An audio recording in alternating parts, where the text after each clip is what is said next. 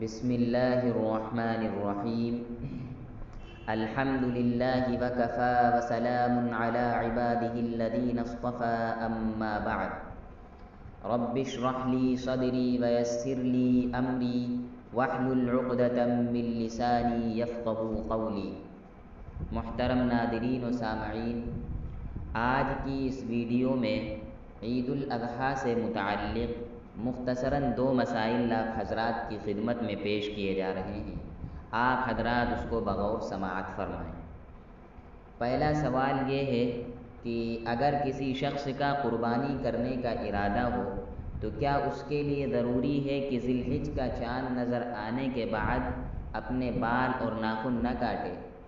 یا اسی طرح اگر کسی نے اپنے بال اور ناخن کاٹ لیے تو اس کی قربانی ادا ہو جائے گی یا نہیں؟ اس سلسلے میں جواباً عرض ہے کہ جس شخص کا قربانی کرنے کا ارادہ ہو تو اس کے لیے مستحب اور بہتر یہ ہے کہ وہ ذی الحجہ کا چاند نظر آنے کے بعد سے قربانی کرنے تک اپنے بال اور ناخن نہ کاٹے۔ حدیث شریف میں بھی اس کی ممانعت آئی ہے، چنانچہ ام سلمہ رضی اللہ عنہ بیان کرتی ہیں کہ حضور نبی کریم صلی اللہ علیہ وسلم نے ارشاد فرمایا: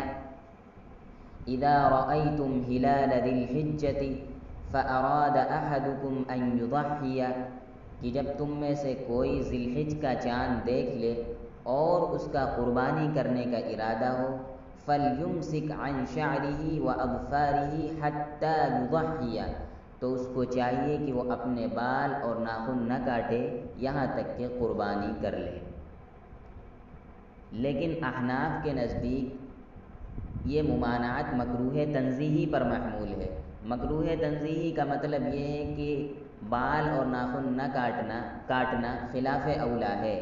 اور اس کی قربانی بلا کراہت ادا ہو جائے گی، اس سے اس کی قربانی کی ادائیگی پر کوئی اثر نہیں پڑے گا۔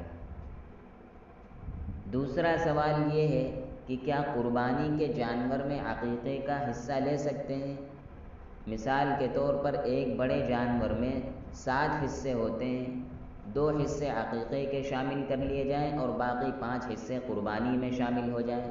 ایسا کر سکتے ہیں یا نہیں؟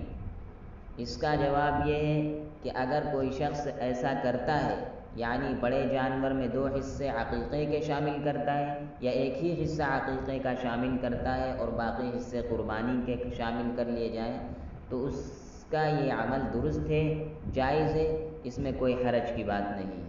السلام علیکم ورحمۃ اللہ وبرکاتہ۔